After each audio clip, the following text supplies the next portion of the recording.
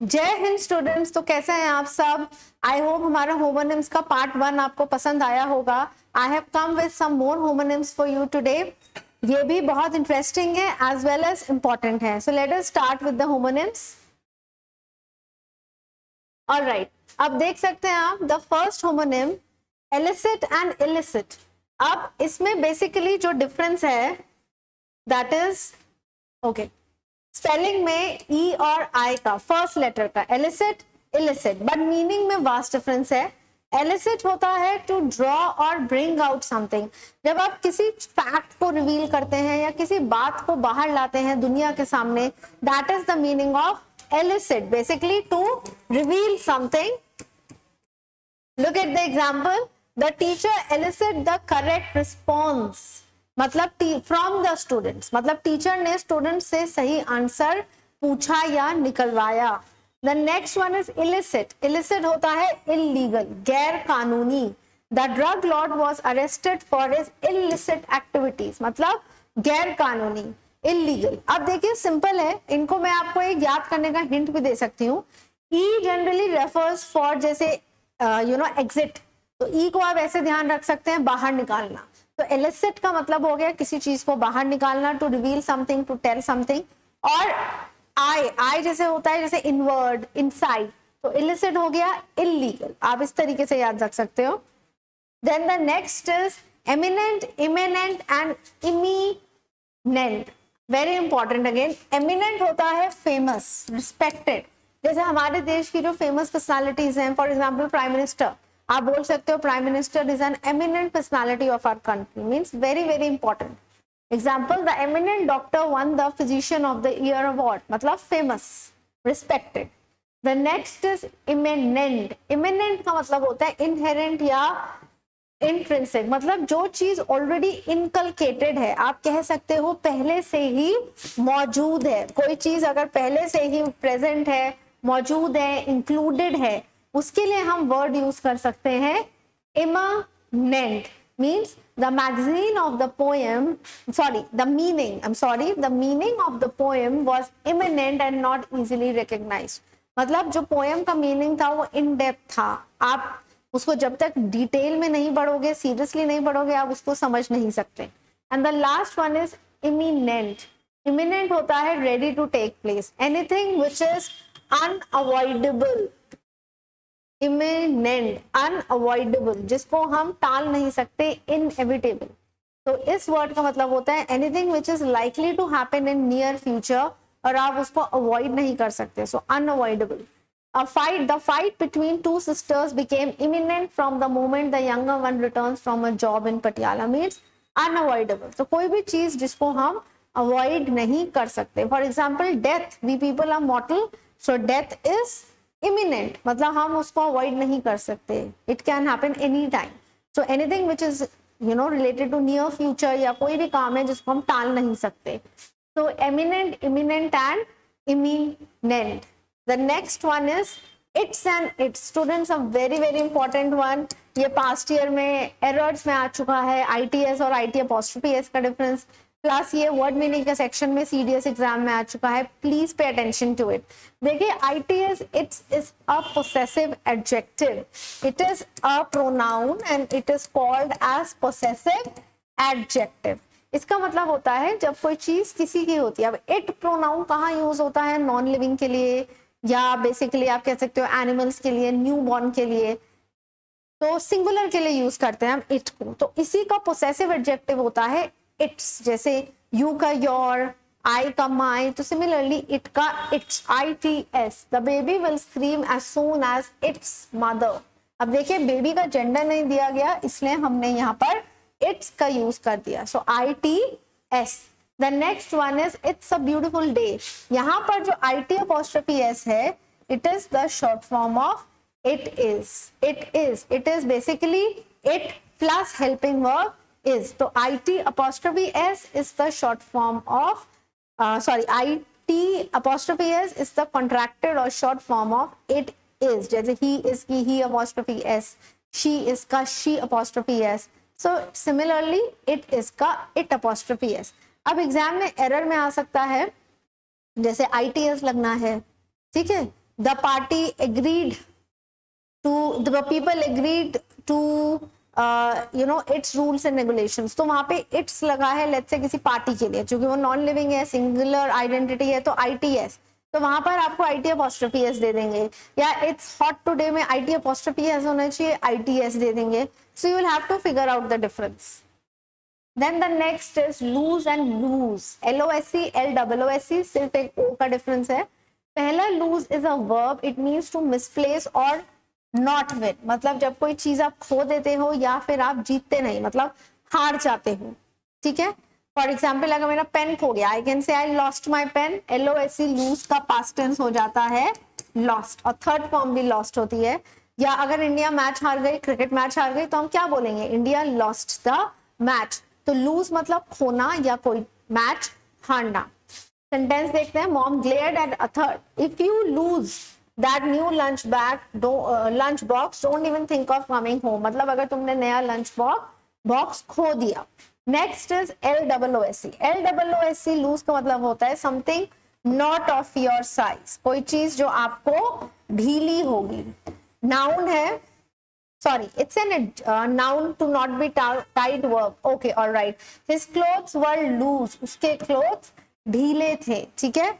So यहाँ पर ये noun नहीं होगा स्टूडेंट्स, ये एक adjective है, because ये quality बता रहा है ना कि clothes tight है या loose। तो LOOSE is basically is an adjective. So your clothes are loose, means ढीला। Next, mendacious and mendicant, तो देखिए प्रीफिक्स सेम है, सफिक्सेस में चेंजेस है। मेंडेशियस एंड मेंडिकेंट, मेंडेशियस होता है, it refers to telling lies, जब आप झूठ बोलते हैं, दैट इज मेंडेशियस।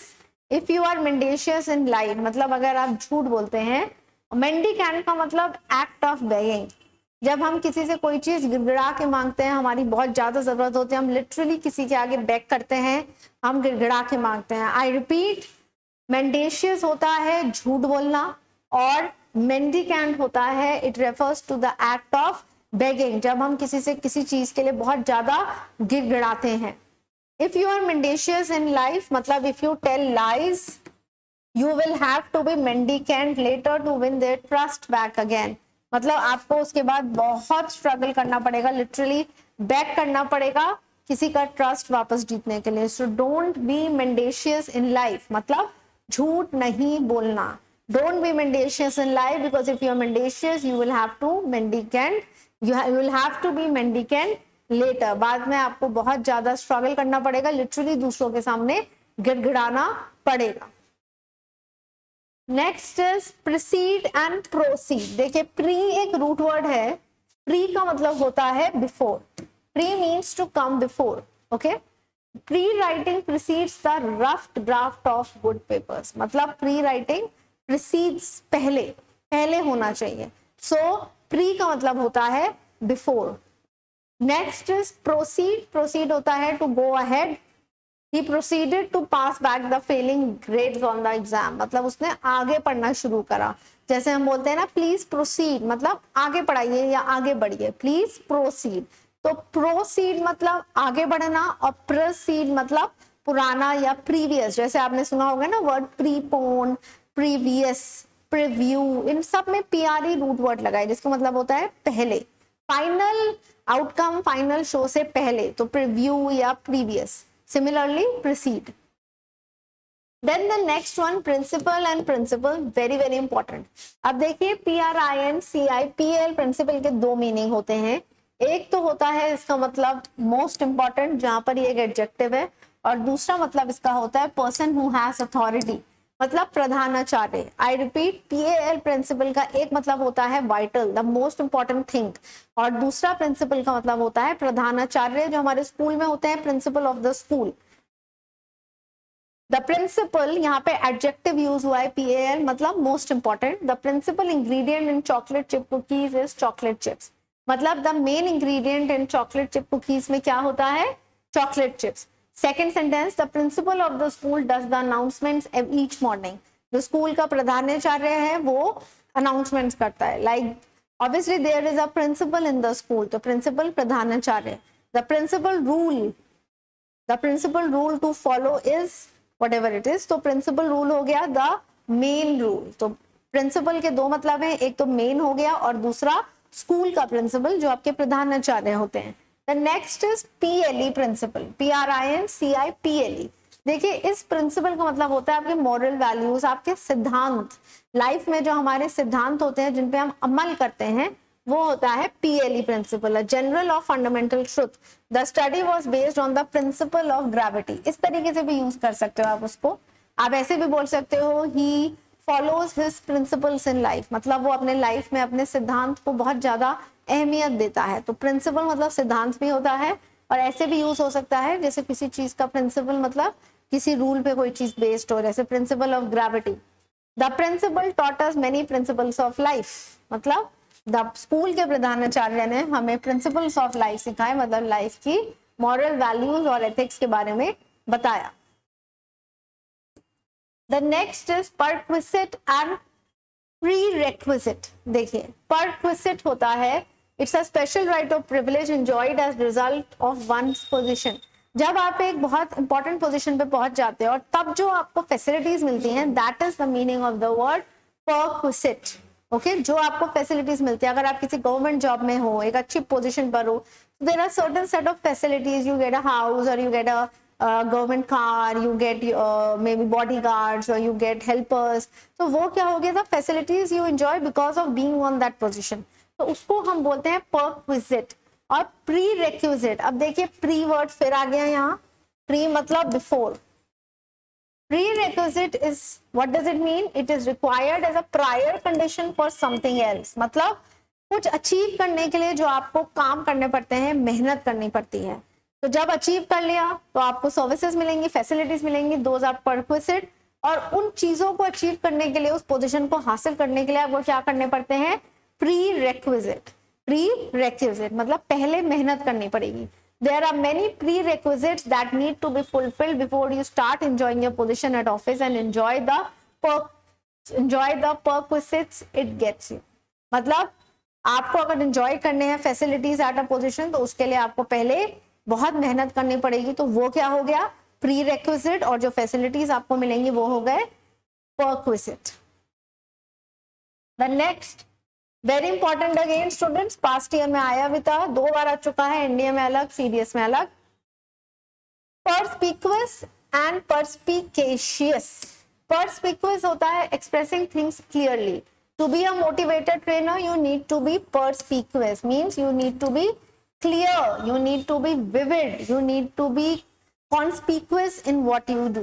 So perspicuous का मतलब होता है clear in what you do, basically expressive.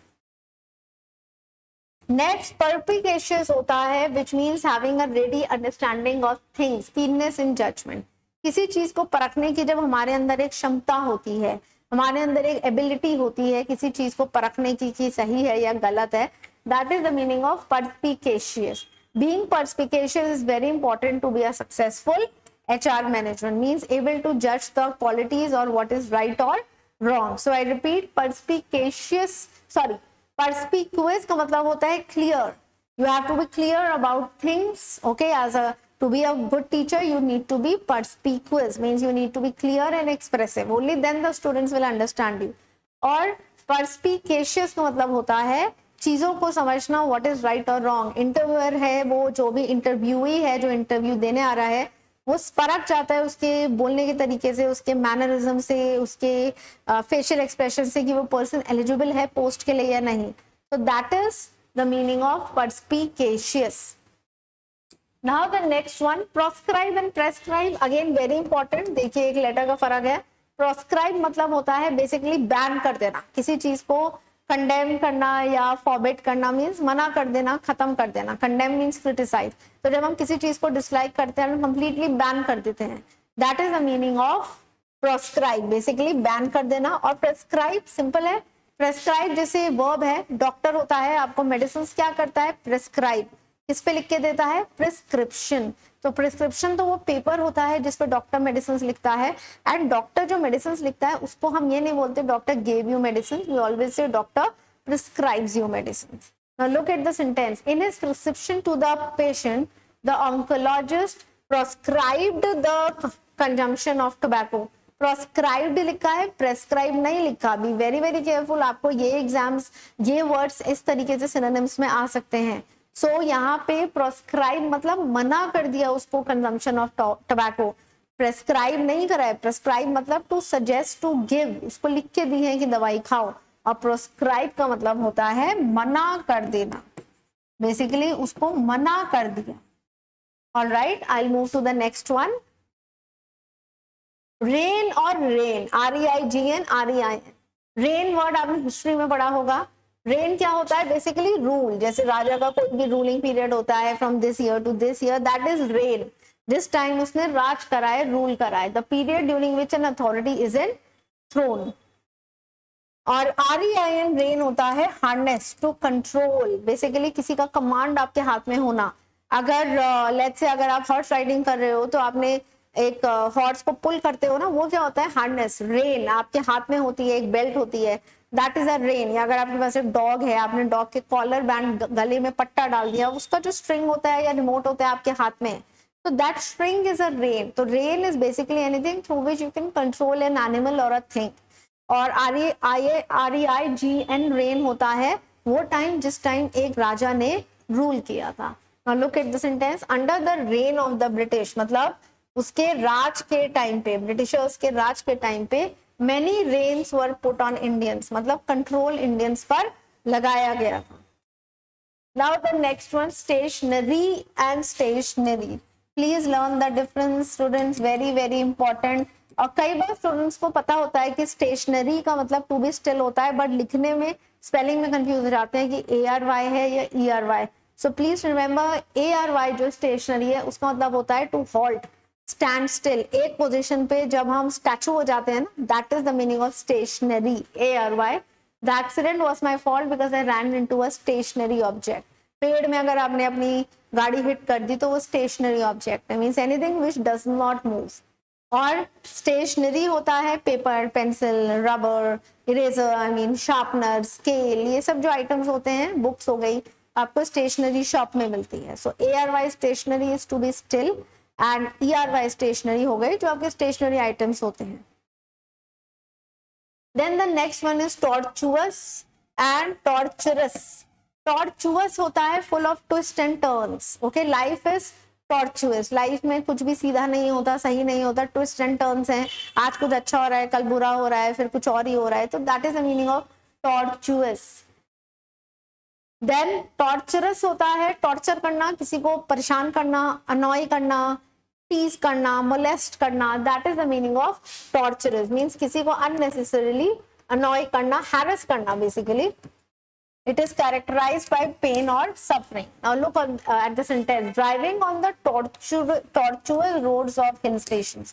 अब अगर आप देहरादून से मसूरी जाएंगे तो रोड क्या होती है? टर्न्स एंड ट्विस्ट, कर्वी होती है। हिली रोड है तो there are lot of curves, so you can use tortuous word there also. So tortuous road of hill stations can be torturous. कई बार बहुत ज्यादा torturous हो जाते हैं कि बर्दाश्त नहीं हो रहे होते टर्न्स एंड ट्विस्ट, कि हमारी तबीयत तक खराब हो जाती है और we are not able to sit in the car. तो टॉर्चुअस का मतलब होता है टर्न्स एंड ट्विस्ट, चाहे वो रोड के रेफरेंस में बोलो, लाइफ के रेफरेंस में बोलो, and anything which is complex. और टॉर्चरस होता है किसी को टॉर्चर करना, हैरेस करना, मोलेस्ट करना, अननेसेसरीली परेशान करना। Then the next one, than and then, very important. देखिए THEN than is a preposition, THEN then is an adverb. यहाँ पे दैन यूज होता है कंपैरिजंस के लिए, जब हम एडजेक्टिव्स का यूज करते हैं कंपैरेटिव डिग्री में तो हम दैन यूज करते हैं। एक चीज दूसरी चीज से बेहतर है, you are better than I, तो यहाँ पे क्या हो गया? आप मुझसे बेहतर हो, तो THEN than. I would rather go out to eat than eat at the dining hall. तो देखिए यहाँ कंपैरिजन हो गया कि मैं बाहर जाना प्रेफर करूंगा than eat at dining hall. Second THEN then मतलब फिर, जैसे हिंदी में कहते हैं फिर क्या हुआ, तो हम बोल सकते हैं then what happened, means then मतलब नेक्स्ट, आगे बताओ क्या हुआ। I studied for my exam for 7 hours and then I went to bed, मतलब उसके बाद, तो एक एक्शन के बाद जो दूसरा एक्शन होता है उसके बाद, उसके लिए हम then लगाते हैं THEN which is an adverb, और THAN then is a preposition जो यूज होता है कंपैरिजंस के लिए।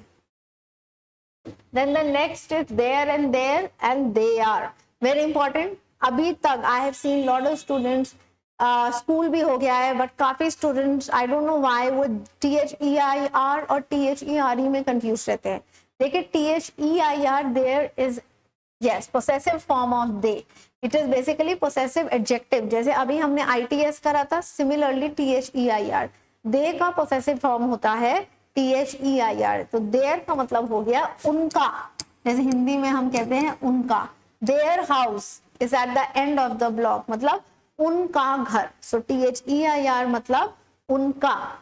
THERE मतलब होता है वहां. वहां जिस जगह पे होने की आप बात कर रहे हो, indicates location. There goes my chance मतलब मेरी चांस चली गई. आई लिव देयर मैं वहां रहता हूं. There is a big tree वहां पर एक बड़ा पेड़ है. सो THERE देयर लोकेशन के लिए होगा. इसका मतलब होता है वहां. Next is they and then there is an apostrophe RE. This is the contracted form of they are. You can see it's mentioned here. जैसे IT apostrophe S बताया था, it is the contracted form. Similarly, they are is contracted form of they plus are. They are in Himachal for summer. मतलब they are. So remember the three differences. THEIR there is उनका adjective.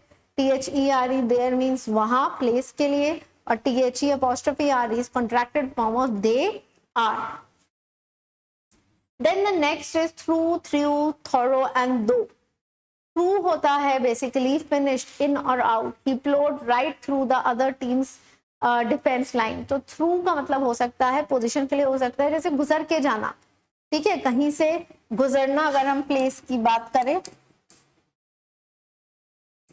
For example the train went through the tunnel. तो train tunnel से गुजर के गई. तो जब एक कोई भी चीज किसी ऐसी जगह से गुजर के जाती है जिसमें वैसे बंद है, वो इंक्लोज्ड है, बट उसमें एंट्री और एग्जिट ओपन है, जैसे टनल हो गया, सुरंग हो गया, तो हम थ्रू लगा सकते हैं. The train pass through the tunnel. So look at the spelling THROUGH. Through हम मीडियम के लिए भी यूज कर सकते हैं. It can also be use for medium. अगर आपको कोई चीज किसी सोर्स या माध्यम से पता चलती है, चाहे वो सोर्स आपका लिविंग है या नॉन लिविंग है, जैसे न्यूज हो गया, गूगल हो गया, यूट्यूब हो गया, टेलीविजन हो गया, तो आप थ्रू का यूज कर सकते हो. I got this information through my friend. I got this information through the newspaper. तो थ्रू दो चीज जगह के लिए आप यूज कर सकते हो. पहला पोजीशन के लिए, कहीं से गुजर के जाना, ऐसी जगह जिसका एंट्री और एग्जिट ओपन है. थ्रू द टनल होता है. Through the woods, through the desert भी बोलते हैं. दूसरा थ्रू यूज होता है जब किसी माध्यम से आपको किसी चीज का पता चलता है. अब देखिए next is the pronunciation is same through, THREW, but it is the past tense of verb throw, मतलब फेंकना. She threw away the garbage, उसने गार्बेज को फेंक दिया. So threw is past tense of throw which means फेंकना. Next is thorough, careful और complete means study thoroughly, मतलब पूरी तरीके से, बेसिकली कंप्लीटली, पूरी तरह से. He thoroughly cleaned his room, मतलब उसने पूरी तरीके से अपना कमरा साफ कर दिया कि इतना सा भी आपको कोई भी डर्ट या डस्ट नहीं दिखा. सो thoroughly या थोरो का मतलब होता है किसी चीज को परफेक्टली करना. नेक्स्ट इज दो. दो होता है का मतलब होता है however या nevertheless. ठीक है, जैसे although होता है, सिमिलरली दो हो गया.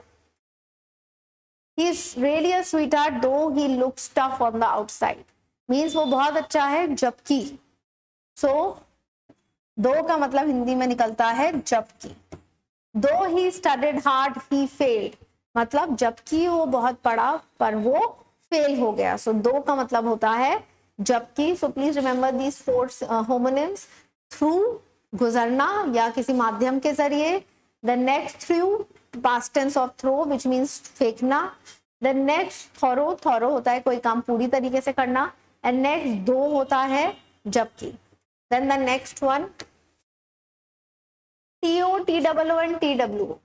TO का मतलब होता है किसी जगह की तरफ. I am going to school, जब आप किसी डेस्टिनेशन पे जा रहे हो. Basically it is used for a destination. आप स्कूल जा रहे हो, I am going to school. I went to Punjab university.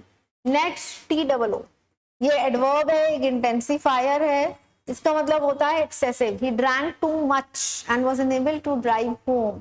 मतलब उसने बहुत ज्यादा ड्रिंक कर ली थी, ही ड्रैंक टू मच, एक excessive, limit, tea is too hot, मतलब चाय बहुत गर्म है, तो TOO का मतलब होता है बहुत।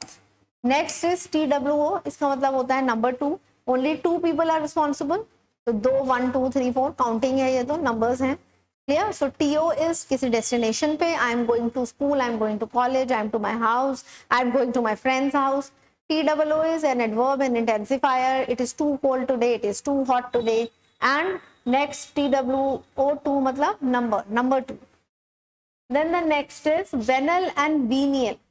Venal होता है susceptible to bribery, corruption. They are accused of being involved in a venal practices. तो venal का मतलब होता है wrong practices, मतलब जैसे रिश्वत लेना या किसी काम चीज का शक होना कि कुछ गलत करा है किसी ने कोई काम, that is the meaning of venal, VENAL. कोई शक होना, सस्पेक्टेबल मतलब डाउट होना कि किसी ने कोई गलत एक्टिविटी करी है. The next is venial. Venial is used in Christian theology in reference to sin. जैसे a venial sin मतलब pardonable.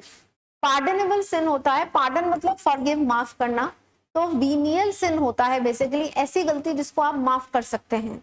सपोज अगर आपने झूठ बोला बट आपने किसी की मदद करने के लिए झूठ बोला, तो आपने तो एक अच्छे इंटेंशन से झूठ बोला, तो आपका जो झूठ बोलने मतलब सिन है, झूठ बोलना गलत काम है, सो इट्स अ सिन. आपका जो सिन है इट्स अ वीनियल सिन, हम उसको माफ कर सकते हैं बिकॉज आपने किसी की भलाई के लिए वो गलती करी है. Now look at the sentence, if you miss the class because you were ill, it's a venial sin. आपने क्लास मिस करी है वो तो गलत है, बट क्यों करी? क्योंकि आपकी तबीयत खराब थी, तो ये गलती माफ करी जा सकती है. तो ऐसी गलती जिसको माफ करने लायक है उसको हम बोलते हैं VENIAL, वीनियल, जिसको हम फॉरगिव कर सकते हैं. और वीनल का मतलब होता है बेसिकली शक होना कोई गलत काम होने की. The next is veracity and voracity. Veracity होता है ट्रूथफुलनेस, किसी काम के हमें में सच्चाई होती है कि कितनी ऑथेंटिसिटी है, कितनी एक्यूरेसी है, that is the meaning of veracity. And voracity होता है quality of being voracious, means extremely eager और avid, consuming large qualities of food. जब कोई एक ग्लटॉन होता है, जैसे पेटू जो बहुत खाना खाता है, एक्सेसिव ईटर है वो फूड का, तो उसमें हम कह सकते हैं वोराशियस. विद वेरासिटी मींस सच्चाई से, विद वेरासिटी मतलब सच्चाई से. I can say if he is voracity, if his voracity is not looked after, he will cross all limits. मतलब अगर उसका ये excessive eating habits को ध्यान नहीं दी गई तो उसको obesity हो सकती है. obesity एक बीमारी होती है जो ओवर कंजम्पशन ऑफ फूड से होती है, overweight. So please remember, very very good words, very important. Veracity का मतलब होता है ट्रूथफुलनेस, करेक्टनेस, एक्यूरेसी, ऑथेंटिसिटी और something. Okay, veracity of the matter means उस मैटर की सच्चाई पे पहुंचो.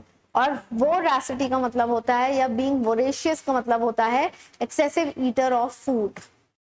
The next homonym wreath and wreathe. देखिए ये जो भी ई से एंड होते हैं ना स्टूडेंट्स, ये वर्ब होते हैं, ठीक है. और पहला वाला रीथ इज अ नाउन. इसका मतलब होता है अरेंजमेंट ऑफ फ्लावर्स, जैसे एक फूलों की माला. कितनी बार होता है आपने देखा होगा, गर्ल्स कोई भी ओकेजन होता है, कुछ होता है, या कई बार वेडिंग्स होती हैं, तो वो एक रीथ पहन लेते हैं हेड पे, मतलब एक राउंड होता है, आप कह सकते हो सर्कल होता है वायर का, और उसके ऊपर फ्लावर्स लगे होते हैं या माला होती है गोल, तो वो सिर पे लगा लेते हैं, दैट इज अ रीथ.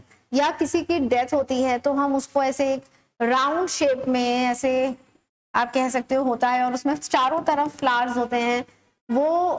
वो जो फूलों का जो रीथ है उसको हम किसी की डेड बॉडी पे रखते हैं. तो रीथ इस तरीके से होता है. Okay, arrangement of flowers. और रीद होता है it's a verb, it means envelope, surround, encircle कर लेना, घेर लेना. क्योंकि जो रीद होता है वो राउंड ही होता है, WREATH जो नाउन है वो गोल होता है. तो जो इसका वर्ब है उसको वही मतलब निकलता है जब कोई गोलाई में आपको घेर लेता है, मतलब आपके चारों तरफ होता है. A wreath of flowers wreathe around her head. बहुत अच्छा एग्जाम्पल है. रीथ ऑफ फ्लावर्स मतलब किसी के सर पे उसने पूरा एक जैसे माला की तरह एक राउंड कुछ बना के पहना हुआ है सर पे.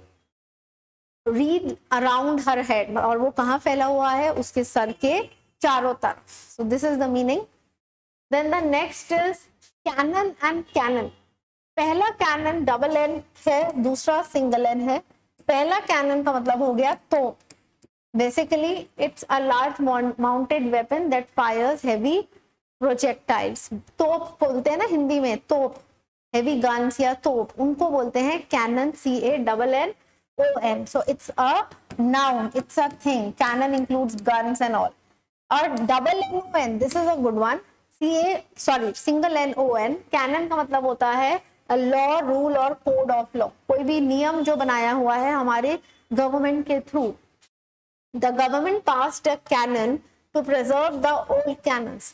मतलब गवर्नमेंट ने एक लॉ पास करा है कि हमारी जो पुरानी तोप है, जो पहले वॉर्स में यूज हुई हैं, अब नहीं हो रही हैं, उनको हमें जैसे किसी म्यूजियम में प्रिजर्व करके रखना है। सो CANNON कैनन का मतलब होता है तोप, हेवी वेपन्स, और CANON कैनन का मतलब होता है एनी रूल और law made by the government.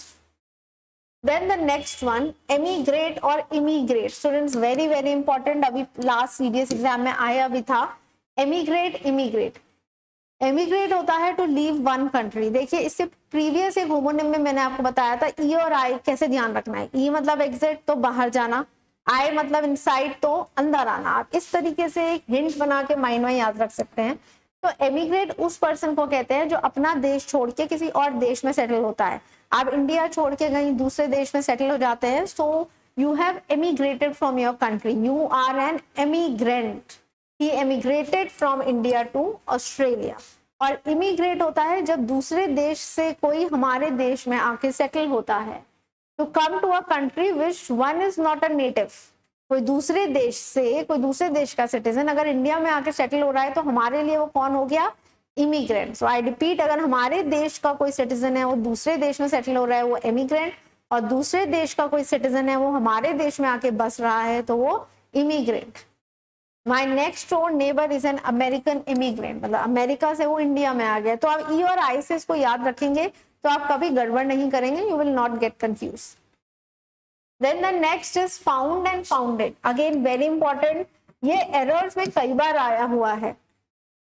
देखिए found is past tense of find. Find मतलब ढूंढना, कोई मिसिंग चीज ढूंढ रहे हो। ओके, कोई पेन खो गया आप उसको ढूंढ रहे हो, so I am finding my pen. मिल गया तो आई फाउंड माय पेन, ठीक है। सो फाइंड का पास्ट टेंस फाउंड होता है। इसका मतलब होता है कोई चीज ढूंढना या कोई भी चीज का मिलना। Neha found the lost keys. Neha ने खोई हुई चाबियां ढूंढ ली। दूसरा है फाउंडेड। अब फाउंडेड मतलब स्टैब्लिश, जैसे यूनिवर्सिटीज या ऑर्गेनाइजेशन की स्थापना होती है, that is the meaning of founded. The university was founded in 1950। ये बहुत बार एरर में आ चुका है कि फाउंडेड की जगह आपको फाउंड दे दिया था। जैसे एक क्वेश्चन आया था LIC वाज फाउंड इन, और फिर ईयर मेंशन था, जैसे LIC वाज फाउंड इन 1950। तो फाउंड नहीं होना था। LIC is not an organization जो खो गई, आपको मिल गई, तो वहां पे फाउंडेड होना था। तो ये होमोनिम्स आपको एरर में आ सकते हैं। Then the next is lie and lie. देखिए बिल्कुल सेम स्पेलिंग है बट मीनिंग डिफरेंट है। पहला लाई है झूठ बोलना, to speak false. Never lie to anyone, कभी भी किसी को झूठ नहीं बोलना चाहिए। The next lie is a verb, again in a resting position, मतलब यू कैन लाई डाउन, आप लेट सकते हो। तो दो लाए हैं। पहला लाए हो गया झूठ बोलना, नेवर लाई टू एनीवन। दूसरा लाए हो गया लेटना। And the last one is fair and fair, FARE FAIR। देखिए FARE फेयर होता है नाउन, इसका मतलब होता है किराया, जैसे बस का किराया, ट्रेन का किराया। Money paid for a journey on public transport, please pay the fair of the bus, बस का किराया आपने देना है। तो FARE फेयर होता है पब्लिक ट्रांसपोर्ट का किराया, और FAIR फेयर होता है अप्रोप्रिएट एंड सूटेबल। अब हम कहते हैं he is fair minded, he is a fair person, मतलब वो अनबायस्ड है, वो पार्शियलिटी नहीं करता, वो इम्पार्शियल है, ऑनेस्ट है, भेदभाव नहीं करता। That's a fair price of that house, मतलब वो एक जेन्युइन प्राइस है। दैट्स नॉट फेयर, मतलब ये ठीक नहीं है, करेक्ट नहीं है, इम्पार्शियल है, या जो हुआ गलत है। तो FAIR फेयर का एक मतलब होता है to be, we should be fair to all the students, मतलब इम्पार्शियल, भेदभाव नहीं करना। अच्छा, FAIR फेयर स्टूडेंट्स, ये एक नाउन भी है, इसका मतलब मेला भी होता है। जो शहरों में मेले लगते हैं ना, जिनमें बच्चों के लिए बहुत सारी स्टॉल्स होती हैं, खाने की होती हैं, गेम्स की होती हैं, या झूले होते हैं, it is also called FAIR fair, Mela. All right, so I have discussed some very important homonyms with you again. So please go through them. I hope they must be interesting for you. Please इनको spoken English में use करना सीखिए, तभी आपका command इन पे बहुत अच्छा होगा. And if you have any doubt, please let me know in the comment section. I hope आपके लिए बहुत helpful साबित होगा. I'll get back to you in the next class with some more important words and some more good and healthy information which is going to help you in the upcoming exam. Till then, thank you very much and Jai Hind.